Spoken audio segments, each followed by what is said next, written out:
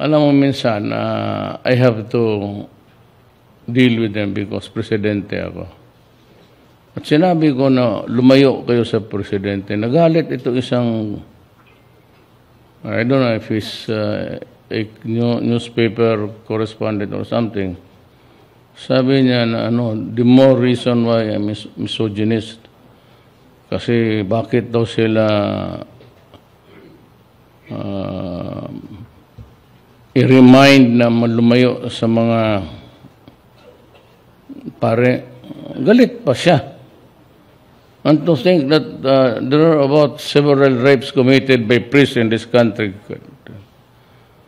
Kaya yung nagareklamo, I'd like to tell her, ikaw kasi nagareklamo kasi reject ka ng pare.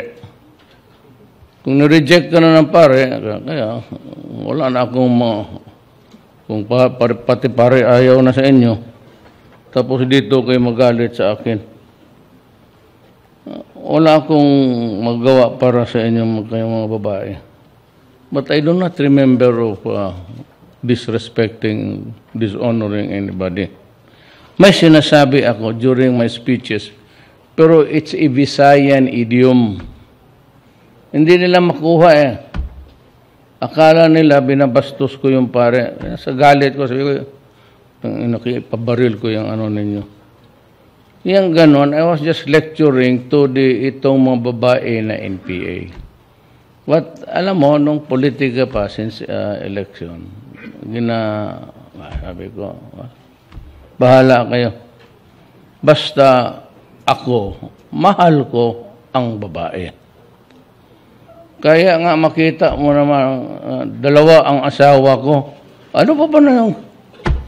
Ibig sabihin talaga, gusto ko ang babae. Hindi sabihin na gusto kong galawin, gusto ko lang ang babae.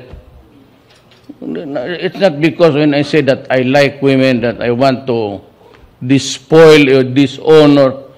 Hindi nila makuha eh.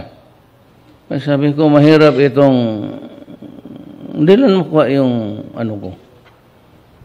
And they translate it the way they want it and appear me make me appear as wala ho kayong baski kailanman karama mata. I've been mayor, I've been dealing with a lot of police women. Tanungin mo na lang sa kanila. I never really, lalo na subordinate,